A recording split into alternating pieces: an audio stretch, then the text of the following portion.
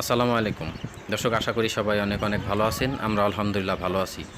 কোনো রকম ভ্যাকসিন ছাড়া আপনার দেশি মুরগি কিভাবে আপনি সারা বছর সুস্থ রাখবেন, সেই বিষয়গুলো এই ভিডিওতে তুলে ধরা হয়েছে এবং যে ঘরোয়া মেডিসিনগুলো সবসময় খাওয়াতে হবে সেগুলো সরাসরি দেখানো হয়েছে। আশা করি ভিডিও জুড়ে আমার সাথেই থাকবেন।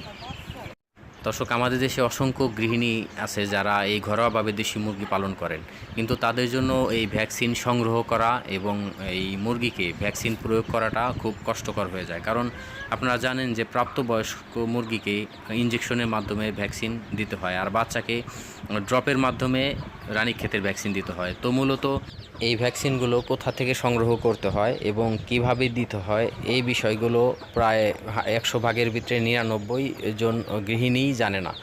তো তারা বেশিরভাগ ক্ষেত্রেই আপনারা লক্ষ্য করবেন যে সারা বছর কোনো মুরগিকে ভ্যাকসিন দেয় না, যার কারণে বছরের নির্দিষ্ট একটা সময়ে এসে